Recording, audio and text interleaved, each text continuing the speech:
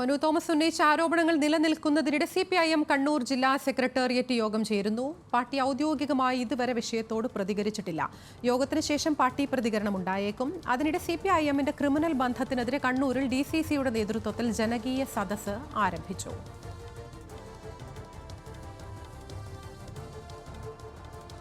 നിഖിലുണ്ട് കണ്ണൂരിൽ നിന്ന് വിശദാംശങ്ങളുമായി. നിഖിൽ, യോഗം ആരംഭിച്ചോ? ഈ മനു തോമസിന്റെ ഗുരുതരമായ ആരോപണങ്ങൾ നിലനിൽക്കുകയാണ് ഇപ്പോൾ ഇത്തരത്തിലൊരു യോഗം. എന്തൊക്കെയാണ് യോഗത്തിൽ ചർച്ചയാവുക?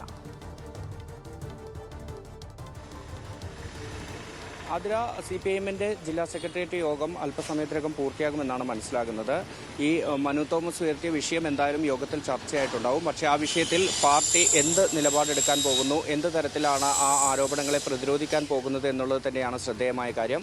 ഒരുപക്ഷേ ഈ ജില്ലാ സെക്രട്ടേറിയറ്റ് യോഗത്തിന് ശേഷം ജില്ലാ സെക്രട്ടറി MV ജയരാജന്റെ വാർത്താ സമ്മേളനമോ അല്ലെങ്കിൽ പത്രക്കുറിപ്പോ ആണ് നമ്മൾ പ്രതീക്ഷിക്കുന്നത്.